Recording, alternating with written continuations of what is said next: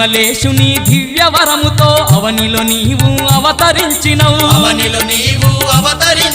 తిరుపతాంబవై పెనుగంచిలో నా కోటి కాంతులతో కొలువు తీరినవు ముచ్చగాలను ఏలే తల్లివి అమ్మా తిరుపతాంబ ముగ్గురమ్మల మూల పుటమ్మవు నీవే తల్లి తిరుపతాంబ